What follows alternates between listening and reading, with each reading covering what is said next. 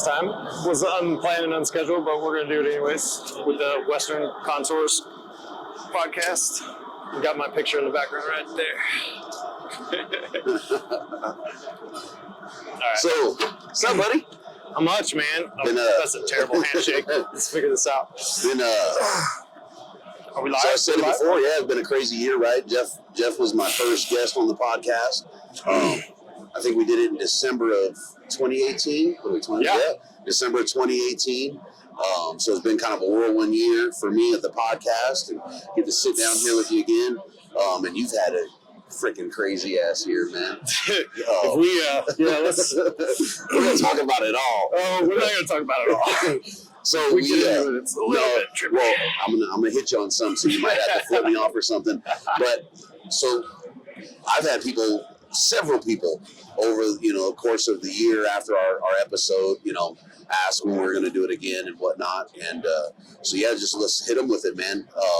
Kind of give us a recap of the year. The hunting season was phenomenal. Yeah, all the pictures were surrounded. Amazing bull, but you've been after it, man. It's give or take. Let's put it that way.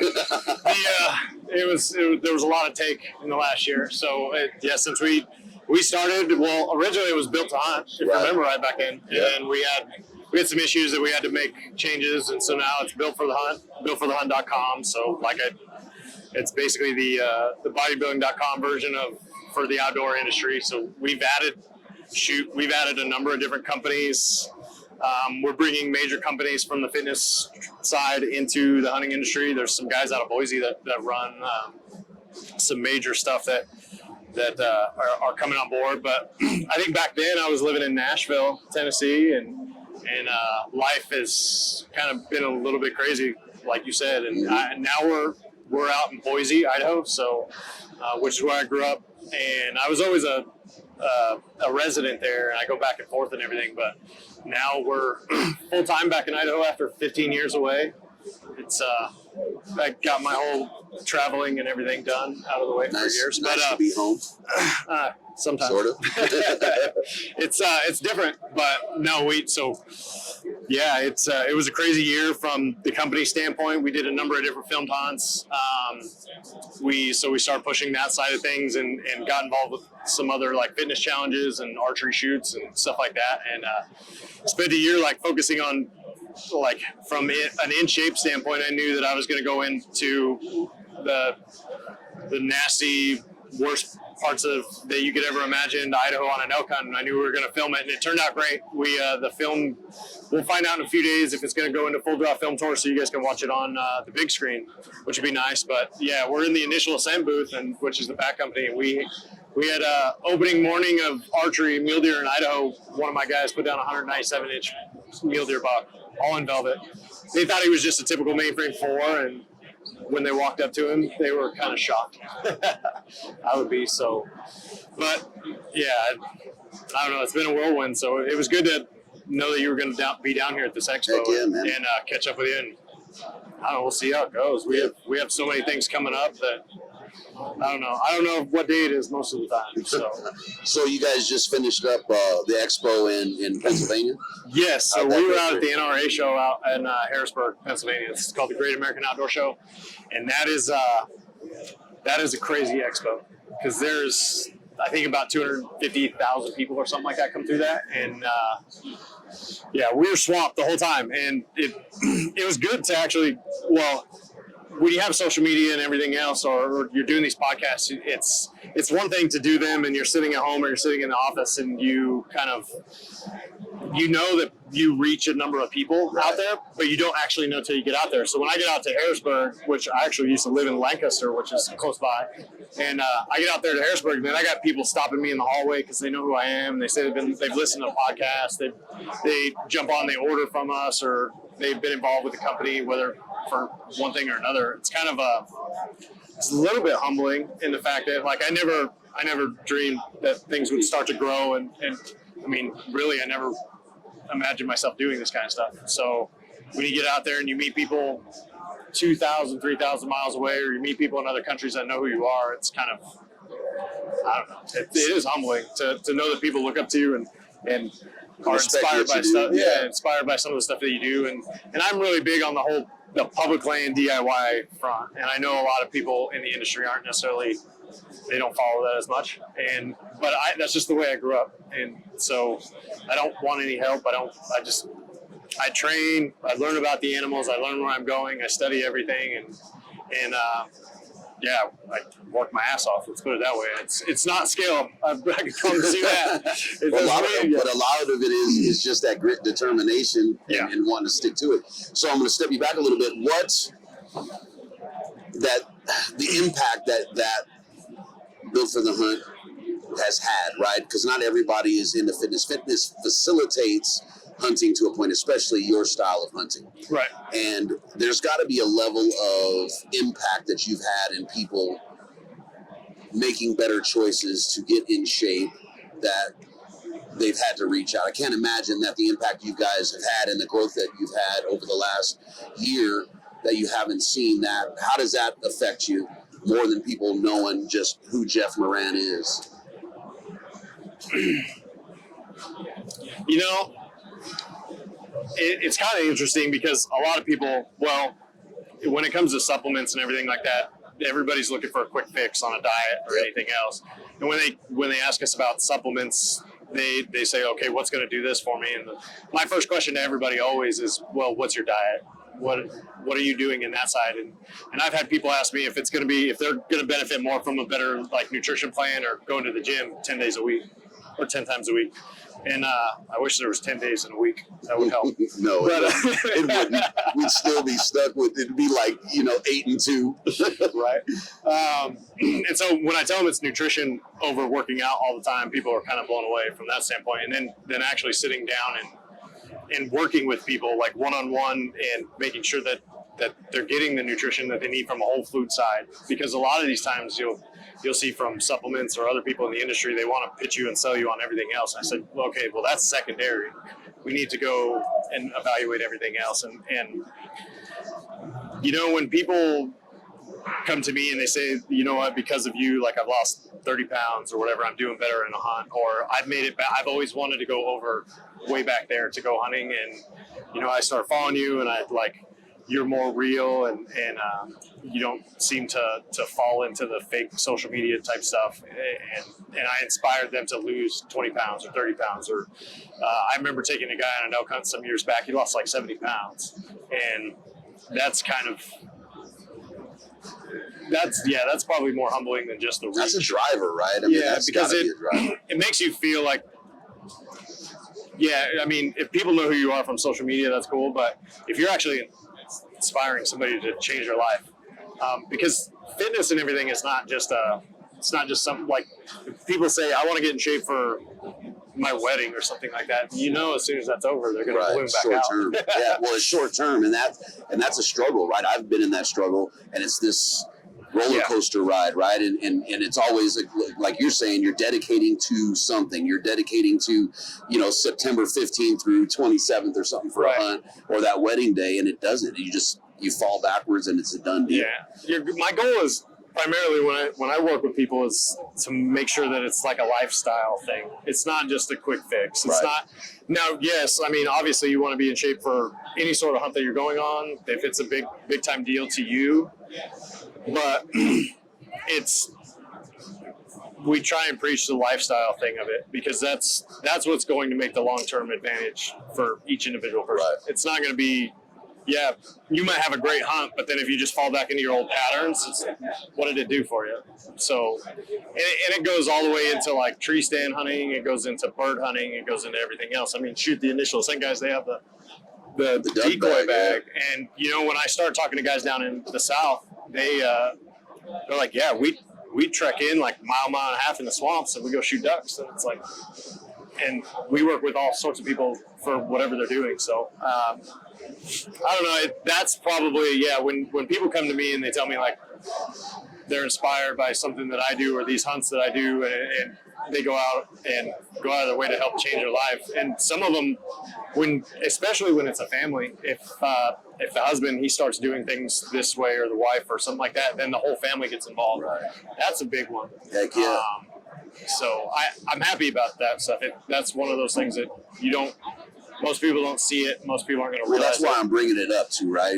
And I follow you guys and I watch and I have enough people that reach out to me about our podcast that have said that, man, when you guys going to do it again? That dude is motivation. I started doing X, Y, and Z, and I'm gonna call him out. He might be mad at me, but Kurt Teester. I met Kurt the other day for the first time. No way. Yeah, he was up there in Harrisburg. No, Kurt's a good guy. Yeah, so Kurt's another one, right? When you posted that, and I reposted, and he was like, "Oh man, my two favorite social media personalities." I'm like, "Whoa, bro." Yeah, he said no. I said celebrity. Yeah. It's like, no, let's stop this. I'm not trying to be no celebrity. But it's folks like that, right? That you're able to reach, and that's the reason I bring that up, because it's not just let me push a supplement on you. Yeah. Right. And I think that's important that people understand that you're looking at a bigger picture for your brand, for yourself, than just pushing a supplement. Right. And as we grow, we're looking to launch like a major headquarters out in the Boise area and trying to host different events. But like, I'm not trying to host like a movie night or something. I mean, yeah, we'll probably have that kind of stuff, but I know we've looked at like cooking events, wild game type stuff that we want people to understand that yeah, what we sell and everything is going to help you, but we need to make it bigger and expand out into it and finding the motivation, the dedication for like cooking and that sort of stuff. And actually, when we get into like hunting in general, from that standpoint, when I go into the backcountry hunts, it's a mental game. And when you start going to the gym more, and when you're focusing on like the meals that you're cooking and everything, and making sure that everything's right, like each time that you do that is another like that's progress into the mental side of it. And then when you get on the mountain, everything is so much easier. And that's probably the one thing, because I'm not always in the best shape when I go on a hunt. I'll be honest, sometimes this last year, even when I went on my hunt, I was not in the best shape because life had kind of beaten me up a little bit. And but if you can follow those steps all the year or year round, like it's just going to increase your strength on the mental side. And people don't realize it. That's kind of one of those like subliminal messaging type things. You know what I've been doing is the last 4 or 5 weeks that I'm totally seeing. That mountain side of it is freaking yoga, dude. That's funny you brought that up. So, I met somebody at the Harrisburg show that lives out in Wyoming, and she has she's going to try and do like a fitness retreat thing this summer. She's a big yoga advocate. Oh. And I don't know, your wife's over there like, yep. Dude. My back is bad. I don't know if I could do. I tried yoga like one time, and they kept telling me to like straighten my back out. And I couldn't do it because it's just not functioning. What's nice about it is your practice is your practice. So it doesn't matter where you're at. That's just your place in it. Yeah. And you progress from your place. Mm-hmm. The hardest part I find, or have found, is we're used to going out and just getting into it, getting sweaty, getting gritty, and it's like going to the gym, right? It's the same attitude on the mountain. When you go into yoga, you have to reel yourself in like you do on the mountain and humble yourself a bunch. It's the only thing that I can relate to the mountain. Lifting weights doesn't do it. Running doesn't do it. Hiking doesn't do it. Yoga somehow does it. So, if I'm going to be an advocate for yoga here, we're going to talk about yoga. I would say one of the things that I preach a lot about, like mountain hunting and stuff like that, is going to be balance. Oh yeah. Being able to, because when you're walking on rough terrain or anything, or if you're packing that stuff out, anything shifts left or right, you're in trouble. Your knees, your ankles, everything else. So if you're going to be able to do half of the stuff that they do in a yoga studio, that's going to be it. And I've worked with somebody this year towards like June or July. We're gonna roll out like just a fitness plan that's mostly balance based, because people don't realize how important that is. It's balancing your core, which are the two things you're gonna really tax out there. Yeah. Out on you're gonna tax out there, but yoga is gonna hurt. I think too with the yoga, there's a taxation, if you will, on the CNS, right? And I don't think a lot of us as hunters, we pay attention to that central nervous system and complicating things in that for that adaptability on the mountain. Right. And that's one of the things that I've noticed with it is, again, the challenge in yoga, I can relate it totally to the mountain, man. I'm telling you. You guys are going to make me do yoga now? Yeah, it is. It's crazy. Wait till my Instagram gets a hold of this one. So another thing I want to talk about, you can tell me to shut the hell up, is you've been doing a lot more story type posts, right? And for the lack of a better word, rants on certain topics. Some are like, Jeff, what the hell? Yeah, which rant are you talking about now? I do a lot of them. Some of them are pretty pointed, right? And it's things that are, maybe in your heart, or bugging you. So where is that? Is that stemming from anything, or is that just something with how crazy the year has been and reflection that's bringing that stuff out? Oh man, it depends on the post, really. Let's see, what are you talking about? Like the Valentine's Day post? Dude, it's all over, right? You got the Valentine's Day post. That was actually a pretty good one, right? There's some points in that. I mean, we're lazy. Men are lazy sometimes. Yeah, let's be honest. I'm lazy too, so at times. I don't even know if it's lazy. I think we tend to, at some point, take our wives or our girlfriends or whatever a little bit for granted when it comes to, what we want to do. Yes. You know what I mean? So I don't know. And there's some laziness involved. Part of it's lazy. Part of it is routine. We just get complacent. Yeah. And but I mean that's not even necessarily it. So I did like the Man Under Construction podcast, and primarily it was digging into like. I mean, you could say men are weak from a standpoint. The society now is like making us. I don't know. You could call it lazy. You could call it just not willing to put in the effort or anything like that. And you could go into the millennial type talk. And so, yeah, some of it is personal experience and some of the things that I've gone through in life and where I've had to like dive into myself and who I am as a human being and why am I doing, I mean, it even goes as far as like, why am I doing what I'm doing as far as the company goes, fitness wise, like, I never imagined having as many followers or reaching the people that I did. Like, shoot, I couldn't even talk to people 10 years ago. And here I am, a guest on podcasts and doing TV interviews and stuff like that. But, I've had a large number of my following would reach out to me and ask for my opinions on different topics. And I've had conversations with people in church to daily life about like, what do I feel on this topic and this topic? And then when I started to talk about it, there was a huge feedback that came back like on the positive side. They wanted to hear more of my opinion and stuff like that, because there are people that probably should hear it. And it may not be my opinion, or it may not be something that I'm facing currently in life, but it might be something that I see with friends of mine or anything else. And I feel like if I'm going through it or somebody close to me is going through it, then there's other people that can probably use it. Benefit from it. And I've had some really rough and hard times, to be honest with you, and a lot of my life, actually. And it's not easy to get through some of that stuff. And so if there's somebody out there that has been through it, or you have opinions or some way to help somebody, then you can do it. And even so, I did that one post. That one was kind of unique, where I asked people to tag somebody that they care about.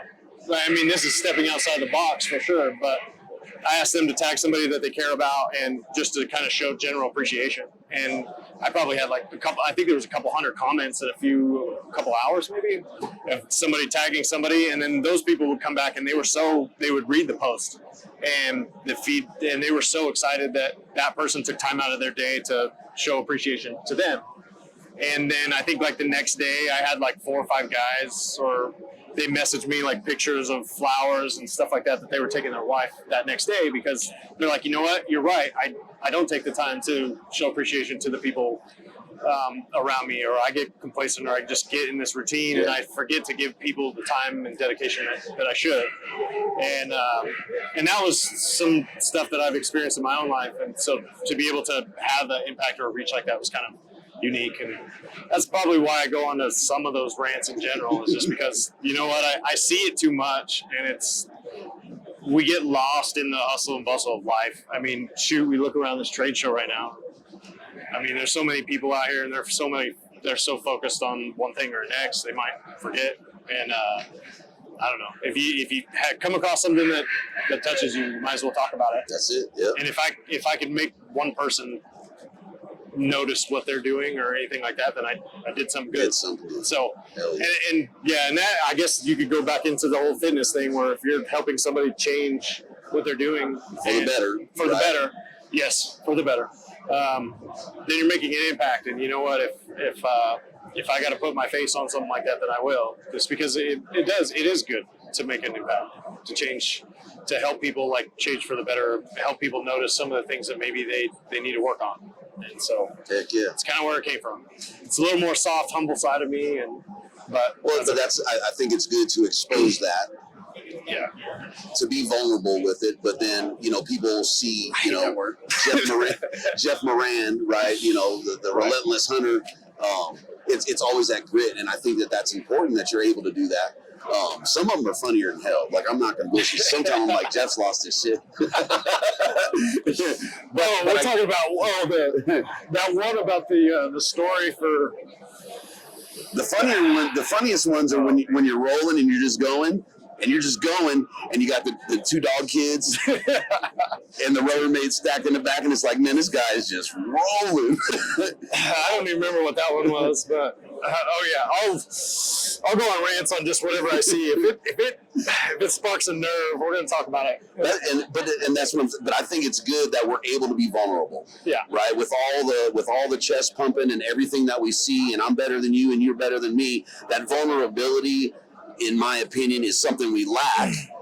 And I think it is self-reflection, which is huge, to be able to self-reflect and realize that you need to be in a place. I mean, that's, Well, and I'll take it a little different route. One of the reasons I actually have gotten to a point where I enjoy doing some of those things and everything is maybe not even the feedback.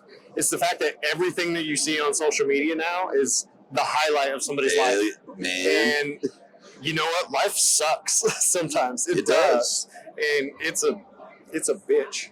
And you get frustrated, you get down, and you might be struggling. And all of a sudden, especially with hunters, they look around and maybe they're having a rough season. They look around and all these people are posting all their grip and grins, and it's like, that's not the way life is. No. It's not a highlight reel, and you need to be able to, somebody needs to get out there and say something about it. I don't care what kind of Insta celebrity or anything else that's out there, big time celebrity. It's not all like unicorns and butterflies and shit. Not at all. And I'll be the first one to say that my life has been tough and I've struggled. And some days, I don't even want to get out of bed.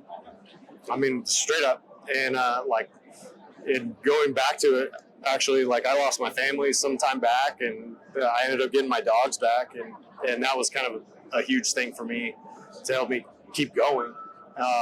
And so I'll get out there and post about it. I don't really care because everybody else is going through it too. They just don't want to show it. They don't want people to realize that they're not keeping up with the Joneses or anything like that. But I don't know why. It's all part of our culture.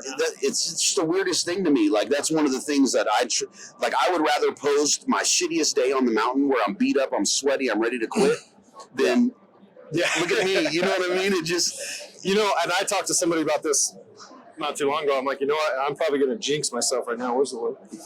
But I told him, I was like, you know what? It would be good if I filmed a hunt where I didn't shoot something. And that sucks to say. Yeah, it does. I want to shoot something. But you'd be able to see it. And these guys now that go out there, especially if they have a bigger name, they always bring something back, always. And, generally, I almost always bring something back, but it's not because of talent or anything. It's just because I work hard. Right, it's hard work. I work my ass off.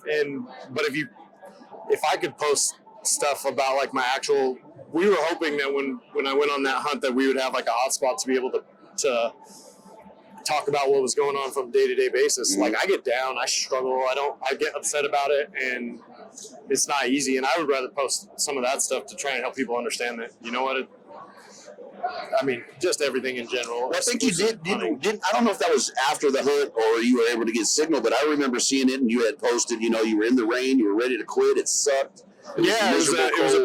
It was a picture, I think, of my head down, and my head was down, and my head was in my hands, and I had just blown a stock on him, actually.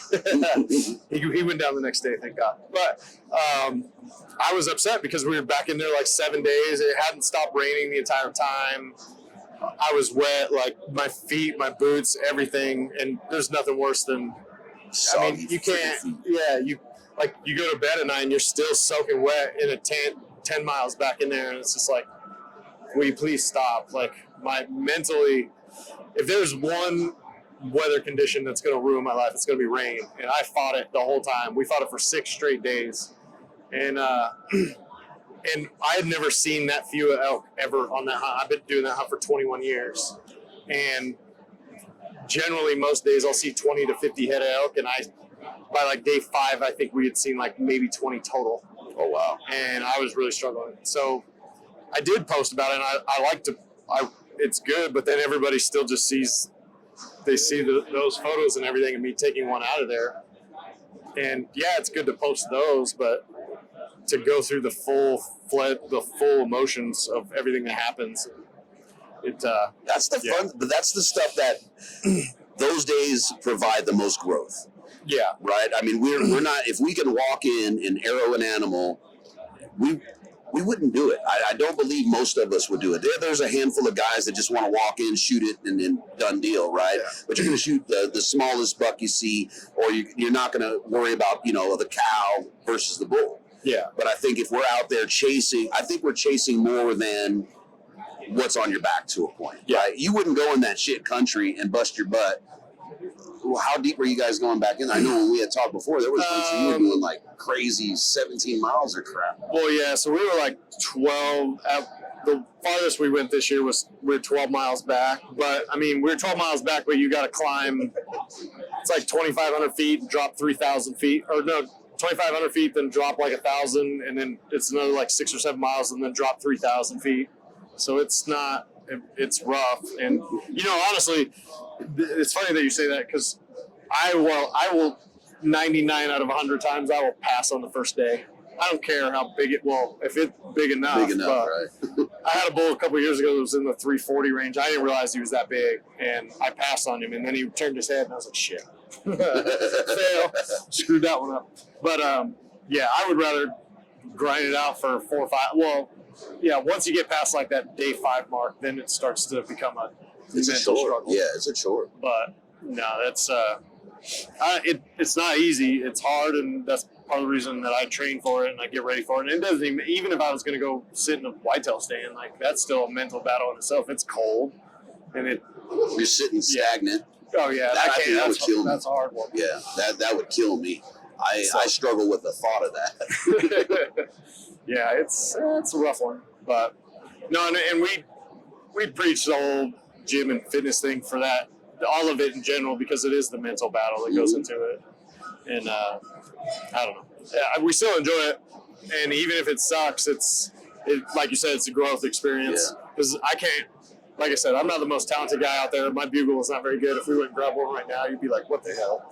And but you learn from every mistake. I mean, shoot, I blew it on that bull twice before I actually took him out. And that each time I had to learn something. Like I had a panic attack basically after the second time. I was like texting my buddy with a Garmin who's a guide, and I'm like, what am I supposed to do? Like, I can't keep going after this guy. He's going to blow me out of the water.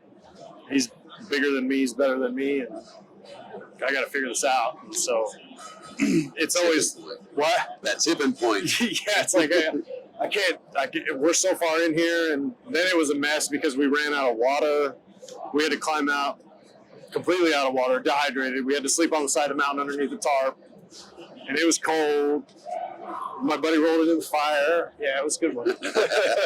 But that's the things that make it. So what do you guys got coming up for Built for the Hunt this year? I know this year you guys didn't do the new Hunter film. Yeah, so life in general. Like I said, Yeah, just so life in general. Like I said, I had some different things taking place, and I've had to move a couple different times. I moved from Nashville to Louisville, Kentucky, and then from Louisville out to Boise. And my business partner was down in San Diego, and now he's in Kansas City, Missouri. Oh, so you went yeah, back. so we life has kind of spun us around, and so we weren't able to narrow things down with a new hunter film. We're going to do it this year, but we do have. That one will probably be produced in like December or something. But we're doing trade shows now, so I just got back from the Harrisburg show. We have a show in Iowa in a couple weeks. It looks like we're going to sponsor an archery shoot out on Lake Tahoe this year, which will be fun. Yeah, you have to let me know about that one. Yeah, and then I'm traveling around. I'm probably going to do a couple different tack shoots, but we're also going to do some group events. We'll do one in Boise. We'll do a couple other ones in different places in the country. We'll round up some of the ambassadors and some of the trainers and everything. We'll try and host different fitness events and everything else. And then if everything goes right in a couple weeks, we'll get word about my bull going into a full draw film tour, so it'll be out. And so we'll make some stops with that. And this year will be. It's kind of hectic because we have so much. I mean, we don't even have nearly as much as some of these other companies, but it's still a lot when we're relatively small. So, and then trying to get on podcasts and meet up with people and everything else. I've tried to catch up with a handful of people to redo old podcasts like this one. So it's good that you were here to do it. But heck yeah. Yeah. Did you see that we're talking about the new hunter film? Sammy was your first new hunter film. You saw Right. She just graduated her fire academy. Right. Yeah. She made some major changes in her life too. Yeah. So she was living out on the ranch, and now she's firefighter and everything else. That's badass. And we've had a few people take on bigger roles in different aspects of life, and I think part of that is to meet new people is always kind of a unique thing with this. And you meet a lot of like big personalities or really unique, like cool people in general. Because a lot of people shoot in my other job that I used to do, the alarms and surveillance and stuff, I'd meet people that never even have been out of their hometown. And I'm kind of all about traveling and getting to experience life in general. And to meet all these people and learn about them and watch them grow as they continue on in the industry or just in life in general is kind of unique. Yeah. So she was a good one. I was grateful for her and everything. She's a badass, man. Her personality, one, but her mental in just going for something and getting it done. Right. I've always respected and appreciated. So to see her do that, it was nice to see that. I was happy for her. That's one of those things I preach a lot too, is the whole like, you only live once, you don't have a whole lot of time. All you're gonna do is look back and regret. Yeah. You might as well go for this shit. And I've met a lot of people that say they wish they could have done something different in their life, and it's like, you know what? If you think there's a chance it might make you happy, just do it. Go for it. That's it, man. Hell yeah. Excuse my language. No, it is what it is. But man, I appreciate you. Yeah. It was great sitting down with you again, man. And we'll keep following along. Let me know about Tahoe. Will do. And I'd love to do a home shoot, sort of home, close to home. It's close. It's close, and that's a beautiful area. I try and jet down there to go down to Tahoe whenever I can and check it out, and it's that'll be fun, and hopefully we get a chance to go do it. Good deal. All right, man. I appreciate it. Thanks. Thanks.